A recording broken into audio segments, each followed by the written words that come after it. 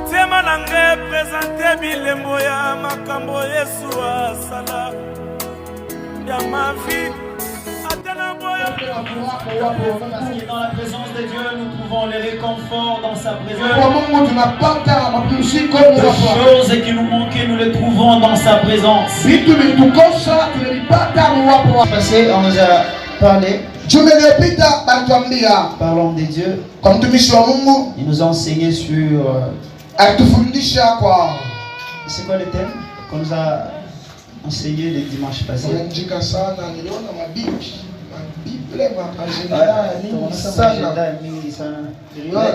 Ouais, c'est très bien décrit. On a voir.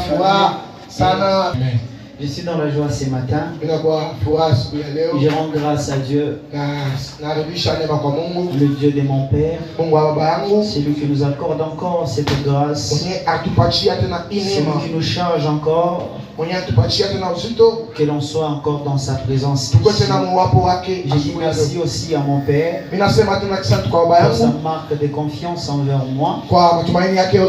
Et d'autres personnes, il nous a fait confiance afin que l'on puisse encore être là et parler devant Dieu. Le Seigneur qui te garde aussi.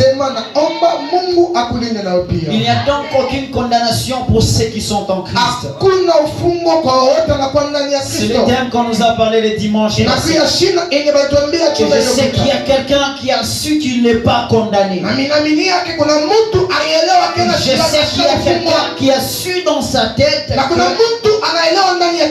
Christ l'a affranchi de tout. Que Christ l'a libéré de tout. Donc tous les chaînes qui te bloquaient, spirituelles ainsi que physiques, Christ les a cloués à la croix. C'est pourquoi l'homme de Dieu a dit ceci. Il a déchiré l'acte dont et dont les ordonnances qui nous condamnent. Sacrifice à la croix. Et je répète et je dis à quelqu'un, c'est que le diable aime répéter dans la tête de Jean. C'est lui donner l'image d'une personne liée, donc Dieu l'a déjà libéré. Oh, la Bible déclare, personne ne vient vers moi si le Père ne lui a pas appelé. Cet homme ne devrait pas venir à Christ si on ne le libère pas. Il fallait qu'il soit libéré et après qu'il puisse venir vers nous. C'est pourquoi si tu es venu vers Christ, son royaume, donc tu n'es pas lié et tu n'es pas condamné. Parce qu'il n'y a donc aucune condamnation pour ceux qui sont en Christ. Parce que Christ lui-même souffrait une condamnation.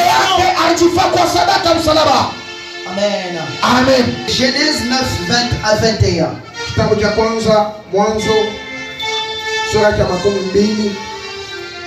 Le deuxième livre, Genèse 9. Un vase brisé. Qu'est-ce que nous devons parler ce matin? J'aurai quelques minutes et j'aimerais qu'on puisse avancer ensemble.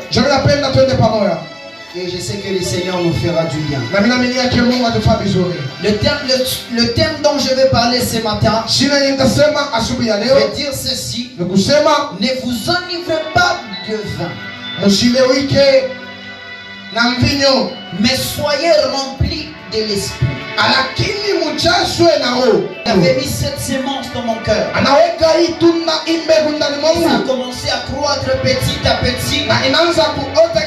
Jusqu'à ce que l'esprit m'a convaincu de parler sur ça.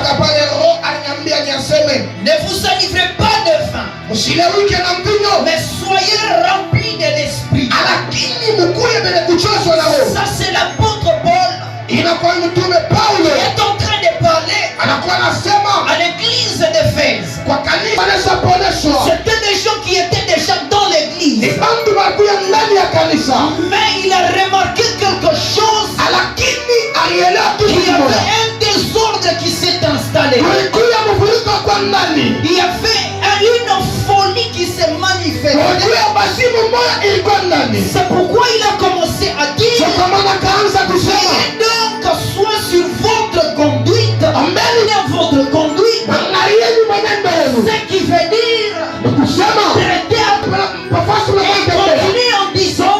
Ne vous conduisez pas comme des fous.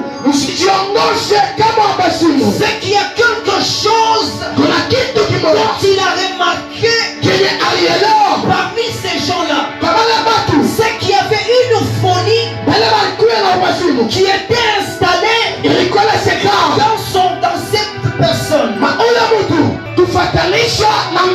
Il a remarqué que les gens s'enivraient. Et maintenant les œuvres de l'ivrognerie, tous les actes, tous les résultats étaient différents de celles de l'esprit. Amen. Ça n'y pleut pas du vin. C'est de la débauche. En d'autres termes, dans une autre version, cela veut dire que c'est du désordre. Amen. Je parle bien. Amen. Le vin apportait un désordre. Il fallait chercher comment les sortir. Ne vous enivrez pas de vin. Wow, ça apporte un désordre. Parce que quand on a fait une remarque, à mon chakulewa, utangalia tu asema, ego tu bizarre. Ego tu bizarre. Dans cette émission, c'est que le message, elle est répartie dans 3 personnes. La première personne, c'est que c'est le croyant. Le message s'adressait aux croyants. Et maintenant, les activités, les croyants qu'ils faisaient. Et maintenant, il parlait du vin installé dans l'église. Installé dans la marche des chrétiens. Et maintenant, il veut leur donner quelque chose d'important plus que le vin. En leur disant ceci, mais soyez remplis. Or, on remplit qu'une vase. Il y a qu'une vase que l'on peut remplir. Soyez remplis. Ce qui veut dire l'homme est un récipient. Et le Saint-Esprit est la matière dans laquelle on doit verser dans l'homme et qui doit saturer toute la vase. Et c'est pourquoi dans Psaume, il parle des vases. Amen. Or, il y a 6 sortes de vases. Et les 6 sortes de vases, elle est répartie dans 2 groupes. Or, si nous rentrons dans les chiffres 6, c'est le chiffre de la personne. Parce que Dieu a créé l'homme le 6e jour. C'est pourquoi les 6 vases étaient le symbole de l'homme. Mais répartis dans 2 dimensions. La première dimension, c'est la vase d'honneur. Et la deuxième dimension, c'est le vase ordinaire. Or, le vase d'honneur était 3. Et le vase ordinaire était ainsi que 3. Or, la Bible est en train de nous révéler que l'homme est tripartite. Or, quand on parle de 3, cela veut dire qu'il y a 2 personnes dont la Bible nous parle. Et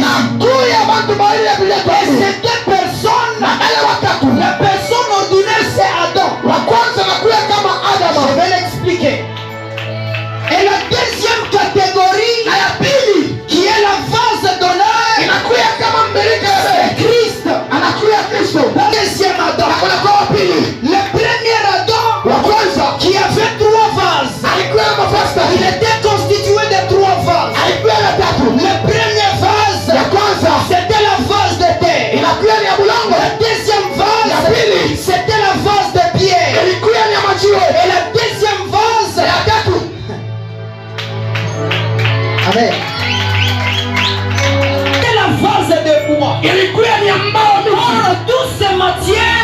une signification quand on parle de la vase de terre, prophétiquement ça parle d'Israël. Parce que Dieu qui parle à Jérémie, je suis comme les potiers, je suis en train de vous fabriquer comme des vases.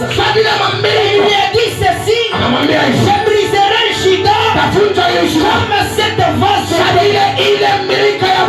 Cette vase de terre était le symbole aussi d'Adam. Parce que Dieu lui a dit ceci, parce que le signe de briser, cela veut dire retourner à sa forme initiale.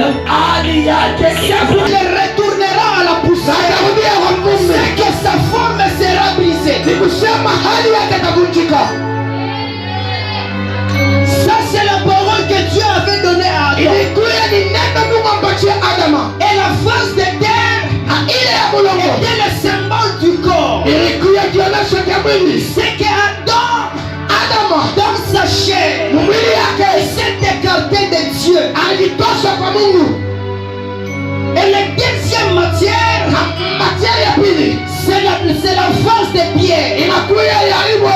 Quand on parle d'une vase de pierre, nous voyons quelque chose qui est tellement dur. Or Dieu est en train de dire à Israël, qui ont des cœurs au couronne, qui ont des cœurs au couronne. Et il a dit à Ézéchiel que je changerai de cœur de pierre en une cœur de chair. Où la parole ne peut pénétrer, où la parole ne peut jaillir. C'est par manque de connaissances que mon peuple périt. C'est ce que la Bible dit. Adam savait, il ne connaissait pas plus. C'est par manque de cette révélation et il était tombé. Or la matière du bois, c'est des matières fragiles. Adam était le premier serviteur de Dieu. Un jardin, il a pris Adam, il l'a mis dans le jardin afin de le cultiver ainsi que de le garder. C'est qu'Adam était le serviteur d'abord de Dieu. Dieu lui a donné un travail. Alors le deuxième vase, la deuxième catégorie, c'était la catégorie des vases. Le premier de cette catégorie, c'était la vase des reins. Il y a deux le vase, c'était cette vase d'or. Et la troisième vase, c'était le vase d'argent. C'était le vase que David avait consacré pour le temple. Tout celui qui devrait toucher cela, la main devrait l'écrire au mur. Parce que Nebuchadnezzar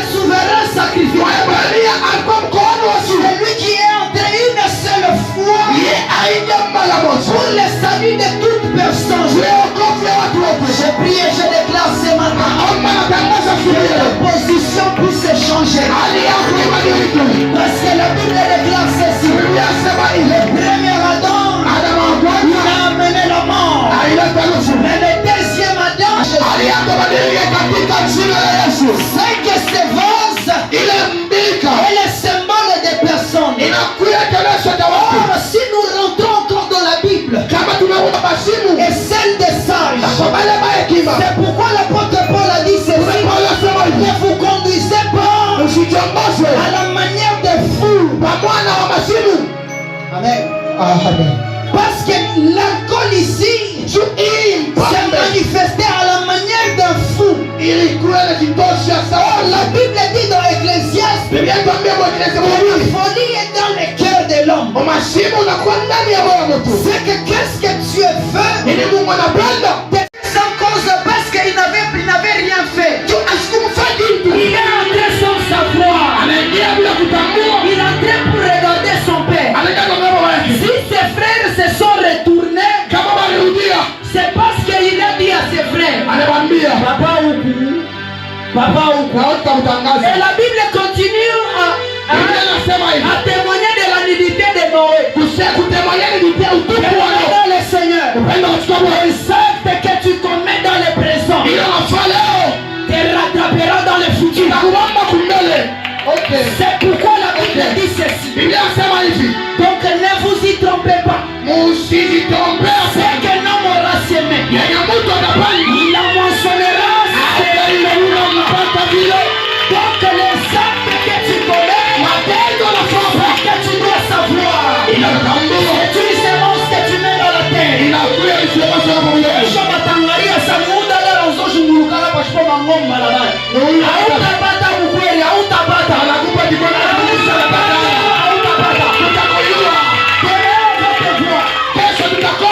Vous savez, avant d'arriver ici à l'église, vous quittez à la maison et vous passez en cours de route. C'est en cours de route où tu vas rencontrer la personne. Vous savez, Rebecca, on ne l'avait pas rencontrée chez elle. Balimukuta palier public. Balimukuta Kukishima. En train de puiser. C'est là où on l'a rencontré. Vous savez, le bonheur des gens n'est que dans les champs là. Regardez comment tu fais les choses.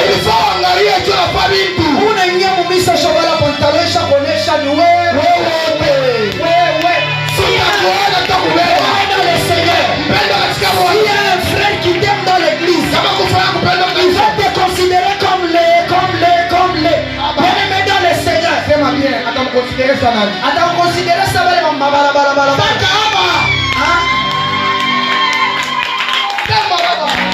Quand la personne te voit, il ne te voit pas une personne normale. Il te voit un livre.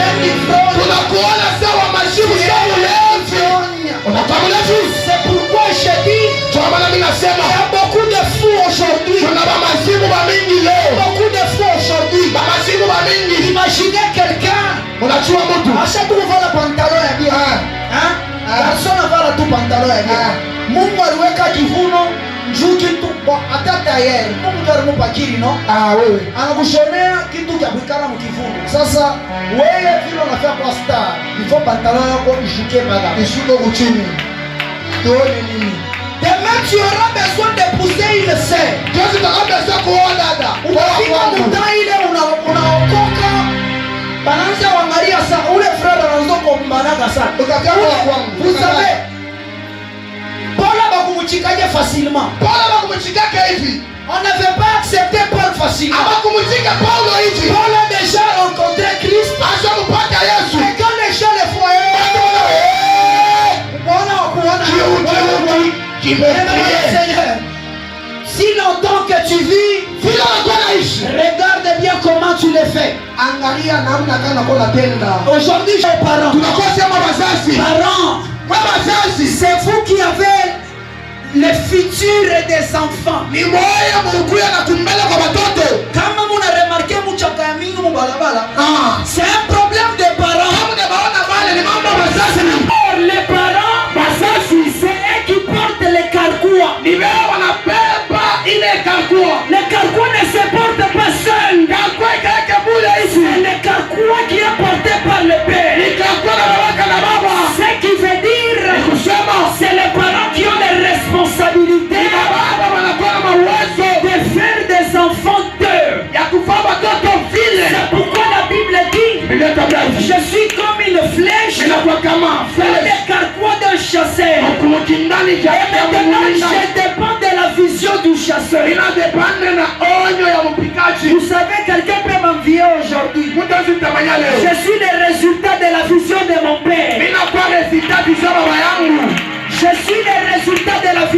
inakuwa resulta ya vision ya baba yangu. Chaque jour mon père Kila siku baba yangu alikuwa na mie ni na kanisa. C'était la guerre chaque jour. ilikuwa ni mvita na kuna Aujourd'hui, je suis celle-là. Leo tuko hivi. Matabia wazazi kwa mbaya kueleza watoto.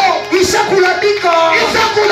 Parents n'ont plus le temps de tailler les enfants. Wazazi wana wakati ya kutengeneza Ils n'ont watoto. plus le temps de regarder qu'est-ce qu'il faut faire. Anaangalia wakati mimi nataka kufua. Tout devient permis Unachunga mpaka sachet. et tout devient utile. Yote vinakuwa vya maana. Mtoto anakuwa na iPhone. Wewe Wewe unamwonyesha iPhone.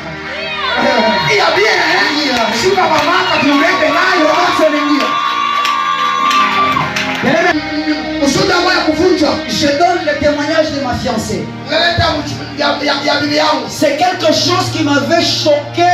Sio kile kinivunjaka. Sina leo. Sina leo. Misha na kumwambiana nasema hivi. Nikaona tu mtoto yako hata moya ashina sawe. Donc tasema ulinilanda. Imaginez Onene. nilimkutana na telefone kama bouton, kamfunga elastique. Mtumishi ni témoin. Kabisa tena baba. Samia colère ça. Mina muza petu wangu ka telefone ka Samsung. Bakubeba telefone ya Samsung hivi balimfaka hivi. Amen. Anakatala kubeba jusqu'à ce que mina fanya ça ni rafiki yake ndio nenda tukumupa yake anamupa. Voilà. Mama ndugu yako. Nakaburia rafiki yake na sabon. Amen. Sasa wewe ndio unafanya nini? Unamupa. Ndio kweli baba. Banenda banamupa anabeba. Sasa mina remarque benzake bote na Android. Mimi nakuza Android. Na mama sema bon, beba Android ya kwa sasa mama tenipika. Ile âge yake anasema mama Vous savez, dans sa tête il y a déjà maman dans sa tête. Il y a maman. Bien aimé. Mes parents, je parle à vous. Vous n'avez pas fait. Mushale na kalama na forme ile balikupatia. Aina na forme ile telitafutia. Alors donnez la forme. Oui, nous nous conduisons de l'air. Tunaangalia vitu vya shimba na mana. Olea kuikala angalia maisha ya voisin. Angalia watoto yako. Watoto mbele. Wako na toka na pantalon.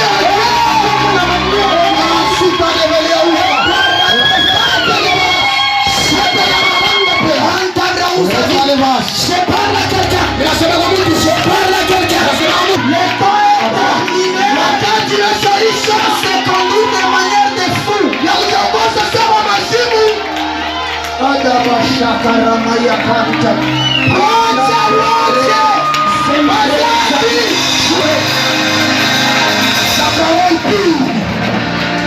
Vous savez, qu'est-ce que le Seigneur veut pour cette église? Que l'on soit des modèles des gens qui sont déjà perdus. Les parents, vous avez votre devoir. Les enfants, vous avez votre devoir. Alors si tu te demandes combien tu peux réussir, tire les fins. Tire d'abord les fins. Sors ça dans ta tête. Toutes ces choses qui ne te servent à rien. Alors comment tu vas faire? La Bible déclare: soyez remplis de l'esprit. Or, quand quelqu'un est rempli de l'esprit, il manifeste les œuvres de l'esprit. Il reflète la personne de Dieu. Si tu veux être réellement chrétien, tu dois être rempli de l'esprit. Tu veux conduire tes enfants de manière de chrétien. Tu dois être rempli de l'esprit. Cet esprit-là, c'est celle-là qui descendra dans tes oreilles. Aujourd'hui, tu manques de conscience parce que le Saint-Esprit n'est pas en toi. La Bible déclare ceci: le Saint-Esprit vous enseignera toutes choses. La personne qui est remplie de l'Esprit, il ne raisonne pas comme tout le monde. Il ne fait pas les choses comme tout le monde. Alors ta prière ce matin, ta prière ce matin, ta prière ce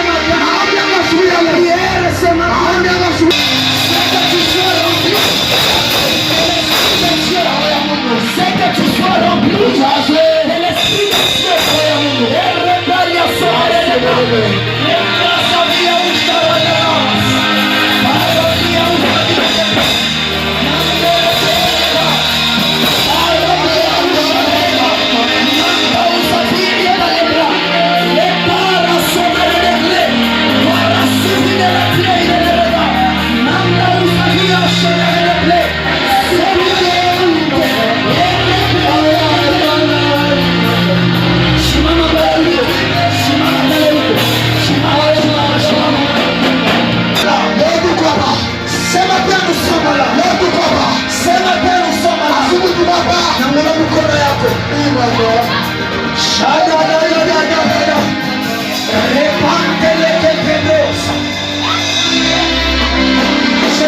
train de voir une lumière qui est en train d'éclairer ces lieux. Et le Seigneur est en train de me dire, il veut remplir les gens de l'esprit. Sois prêt. Funga macho yako. Sharabasata.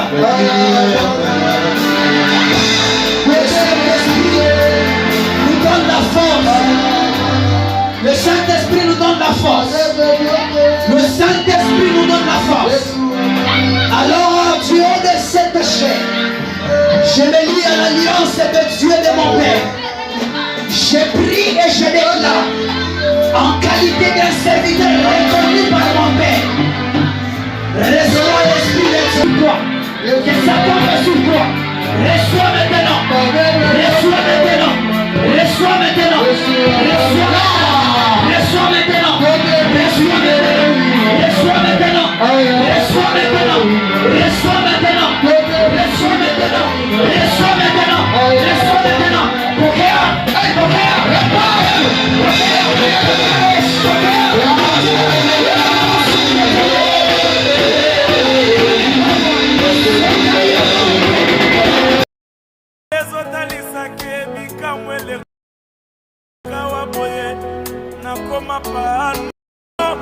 ya bolangwa mwana Nzambe amemelanga na moto ya soni sasedi ebakendo bozomona lelo lobi nezalaki ya kolela